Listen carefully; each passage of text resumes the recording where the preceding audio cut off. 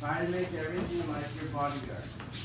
So my body is going to move in a held fashion, organized fashion. I'm going to shift my weight the right way. My weight shifts the right way. I have some hip torque. Can you see it? Hip torque? Okay, so when I do this, when I go to sword, it's not going to be a shoulder exercise. I'm going to hold everything. Hold the posture. Breathe in, generate that swell.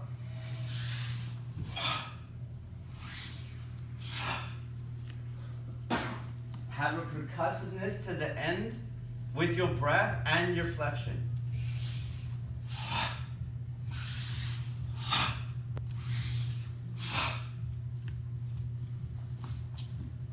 Same with your timing. Everything hits there.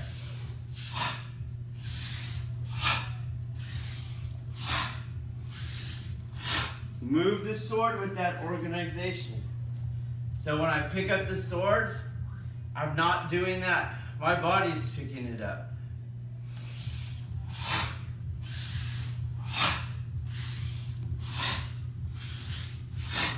Okay, let's try those.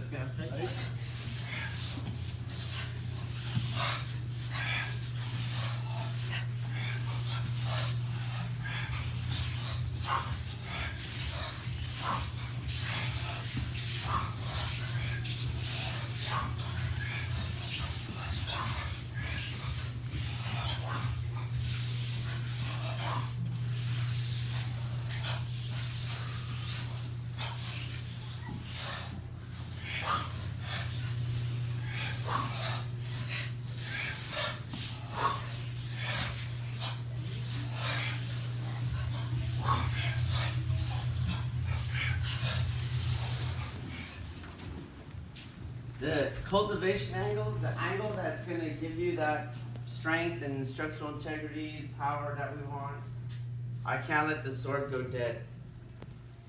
So the sword angle is going to be at that 45-degree angle. That's also your ideal angle for deflection. This is going to be weak, okay? So when I move the weapon, I'm going to harmonize with that angle. That angle is my uke, okay? I don't do whatever. I do what I have to do to meet that angle. So as I move, I keep that angle. You see that? I don't bring the sword around me. You see that difference? Once you bring the sword around, your upper body, your shoulders, upper chest is now independent of the structure. Okay? I don't know if it's visible, but that thing's moving on top versus my body moving as a unit, okay? So keep that angle, bring the sword up with the angle, keep the angle, and move into that angle. And so in a way, this sword is very much, to me, like Ryote Dori Ushiro, so it comes from the back, right? This part there. So the weapon's going around me, you see that? And there's a space where, whoa, I can go step and let it pass me, and I don't have to do anything with my hands, okay? So if you watch the back end of the weapon, you see, you're like, it's coming at me. Well, that's when I have to move, okay? So I pick up the weapon.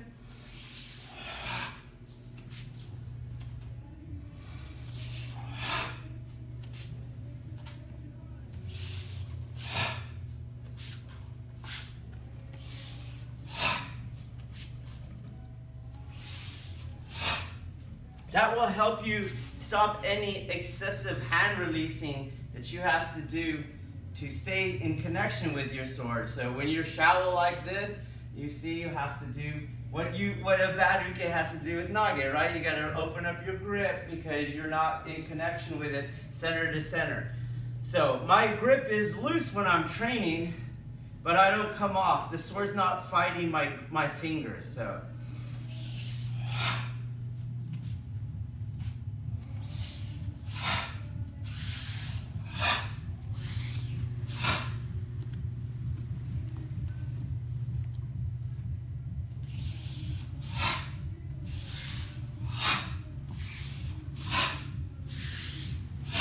Okay, let's go.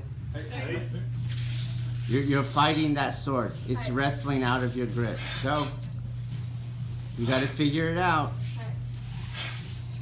Don't spin your hands at the top. It's not a propeller hat. No. The body does the movement. You're dropping it in the back. You're dropping that, you're losing that 45-degree angle in the back. Lower yourselves. Lower is always better. Stop being comfortable. That's why you don't bend your knees.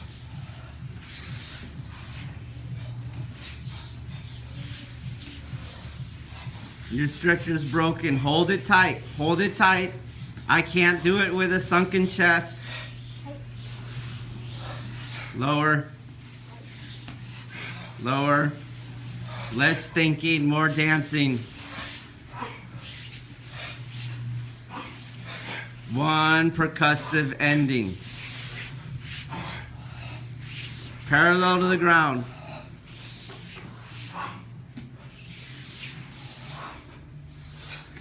Chest up. You're still wrestling with it. You're spinning it at the top. You're spinning it at the top. Lower. Don't lose the back 45. Don't lose the back 45.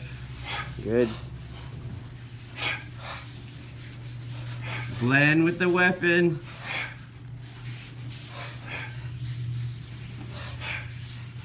Very loose, not organized, not percussive. Not percussive. Okay, so some things I want to try to avoid. I want to stick to that concept of the weapon as uke. I have to blend with it. Is it not an object? Right? It is an object. Does it not have mass? Yes. Is it not subject to inertia, gravity, momentum? Yes, the same thing, right? Center of gravity, line of gravity. I have to blend with the weapon. Do you guys understand that concept? Okay? It's not this thing that I'm holding at the end of my wrist and it has nothing to do with me. I'm trying to find this same uke-nage dynamic, that same center-to-center connection, that same musubi. So when I do certain things, so I want to pick up the sword and there's nothing in my body. I just move my arms. Do you see that? So you're going like this. You're not going like this. See, is the sword tip going up? Yes, the sword tip's going up. My body's moving it. Not my body staying still and my hands moving. You get that correction all the time in body art, right? Hey, you're not moving your body. You're not moving your body. You're just moving your hands. Same exact thing. So here in this case, I'm dropping the tip. It is true, but my hands are being picked up, aren't they? So my hands had to be picked up by my center being picked up, not by my sword tip dropping and my center line staying still. No, so there's a flexion that happens at the beginning. Can you see the swelling? And it moves the weapon. It's not just inhaling. Okay, I have to inhale in a way, boom, that I'm reinforced. So you're just gonna, right? So that's the same inhaling that I'm doing here. Okay, I'm starting the movement. I'm inhaling to get that swell going. That's what picks up my hands. Then the sword tip I let fall because my hands came up. The sword tip wants to fall. I don't make it fall. Do you see that difference? I let it fall. So I pick up my hands and the sword starts to fall. You can see how relaxed my hands are. They're letting it happen, not aiming it to happen. Let it happen. I'm going to exaggerate my hands so you can tell how I'm not using my hands and arms. So goes the weapon. Now, as I start to step, right, I'm going to get underneath it. Just like uke, you don't need your weapon. Just like uke, when I'm going to get underneath him, boom, I'm trying to get my center underneath him, right? If I'm doing Ikkyo Aihami, it's the same thing, center underneath him. I don't go on the side. Do you guys see that? Same exact thing. So, swell, let the sword drop, and then I got to get underneath it. And once I start that underneath it, that tip's going to want to go more. Do you understand? Right. And as the tip wants to go more, it's not going to go more and go that way. It's going to go more and go which way? Back. I'm not making it go back. It's going back. So swell, right? Let it just start open, get underneath it, and beat it. You see that difference? Right. So I never spun the weapon behind me. Do you guys understand? Because some of you are not doing that. You go like this. Can you see that difference? That's what I call that beanie boy thing. Because when I grew up, right, Porky on the Little Rascals used to wear a beanie boy hat. It was a little hat that had a propeller on it. And you guys are making the sword look like a propeller to me. So instead, it's uke. Let it drop. Once I get underneath it and move forward, I know it's going to want to do that. And once I move forward, keep my grip, and I hold this end.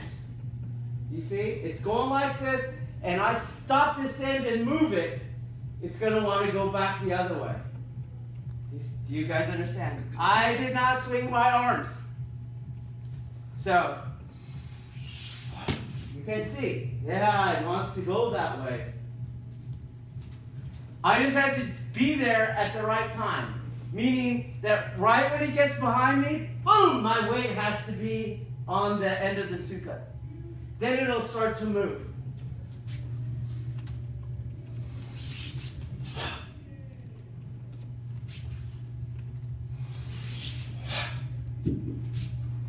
Different? It's just a dance.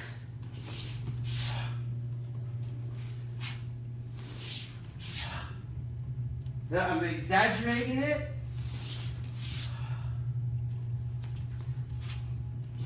You can see, yeah, how you let go. Well, it's going that way. It'll go all the way to the back. Yeah, it is going that way. And it'll go forward, the same thing. Okay? Let's try and get that going. Hey.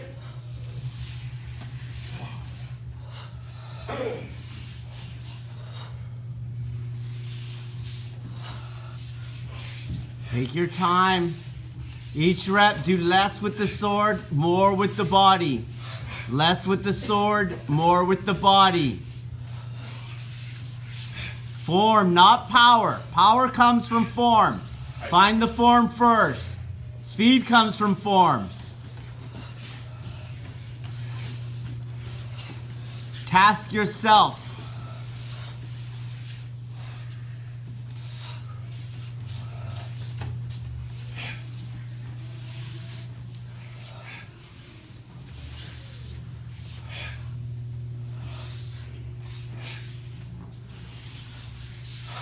So I get the sword going, and now it has to stop. Okay? Do I stop it? No. I don't stop the sword. The sword stops. So remember, because I got it going here from my weight pulling it on there, it starts to go back. Then gravity takes over. It wants to drop, but it wants to spin. Do you guys see that? It wants to spin. So since I used to do this thing where here you go, boom, and you let the boken go and it go flying across the mat. Do I need to do it, or can you picture it? I can picture it. Okay, cool. Because he almost hit someone once and he broke it another time. Okay, so as I come around, as it wants to spin, all the way that I keep the sword tip from dropping is not by slowing it down, but by putting my weight on the back end at that moment. Do you understand? Boom! That's where you have your Kokyu percussion. Boom! versus this angled stuff we see all the time. Do you guys see that? So each rip at the bottom of the cut, boom, I'm practicing that same percussion, weight dropping, boom, relaxation, doing less, not more. Okay? So I'm going to get all the way to the end, and it's on the back foot. Boom! What we tend to see is you start slowing it down.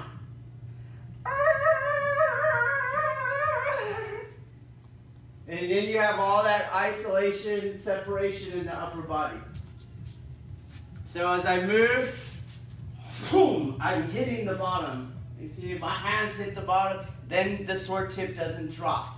That's very different from this, where you let it drop, and very different from this, where you're trying to slow it down as you go. I want the opposite effect. I want to hit that tsuka so hard, boom, that it shakes.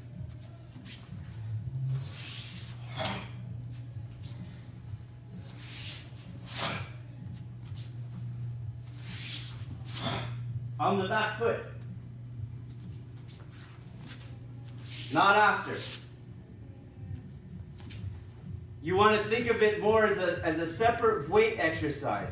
Hey, you're standing here. Hey, stand over here. Boom! Drop your weight.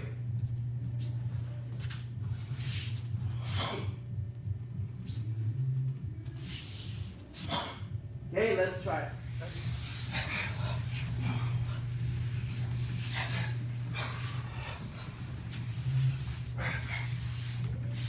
Feel your midsection swollen, locked, organized, your four corners united, your center low.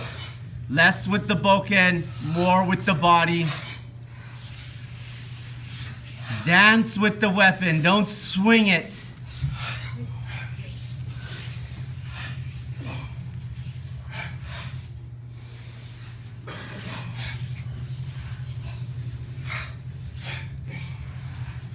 You have to breathe out. You have to have a percussive breath during training.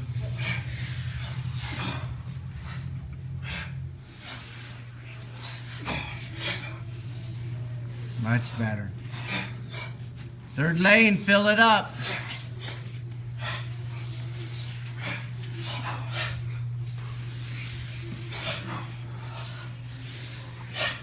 Feel the weapon go around you.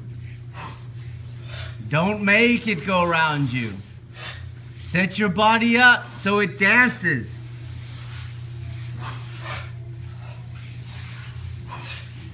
That last swing was totally conscious movement. That's not good. So step so you're not twisting your body. Step so your body's not twisted. Got it, Bao-Ching? You can't just step wherever. It's just like dancing. You step the wrong place, you're going to mess your partner up.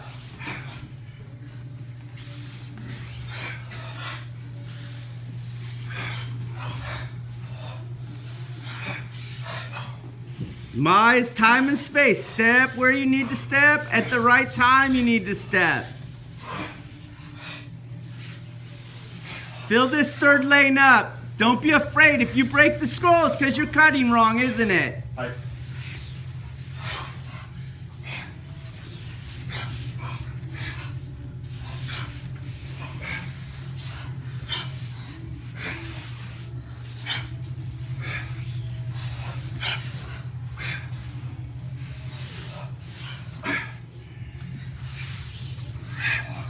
More locked up, Lace. More locked up. It's way too gooey. It's too gooey. Remember when he hit me? There's a tension, an extension, a filling. It's not soft and mushy.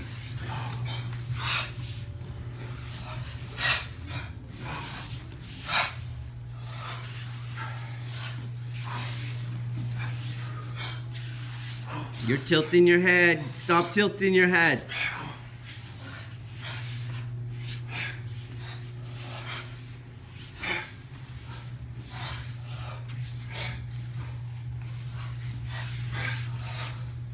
Lower.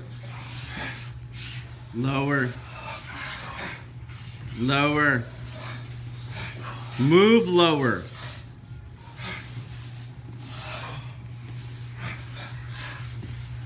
Get the hip rotation. We didn't even cover it, but the first demonstration, but it's in there. You want that lateral torquing. You want that hip corner power. A lot of you guys are just stepping straight with no torquing at all. That's leaving a huge part of the conditioning off. You want that lateral tension. You're swinging that sword around you. You're asking too much of the sword. Just like a uke, you can't have the uke run all the way around you, right? That's goofy. You're asking too much. So don't take such a side angle on your cut.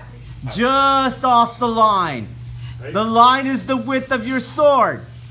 So you don't need to pull that back hip, right? 2 feet off the line. You're going to ask too much of this movement.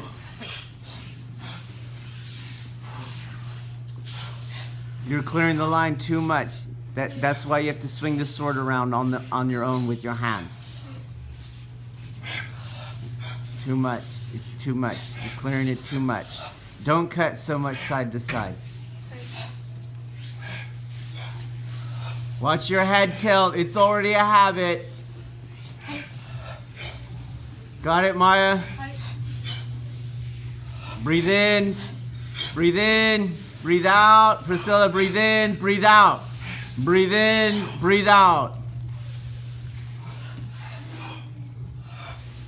That 90 is important.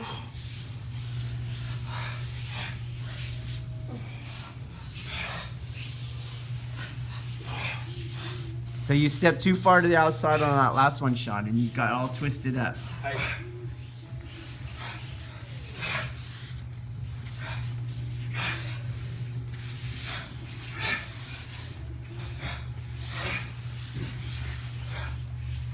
Make every rep count. Every rep. Every rep's your last rep. When you're in the lane, you own the lane, so don't let that back person push you forward. You got no excuse for blurring through a rep.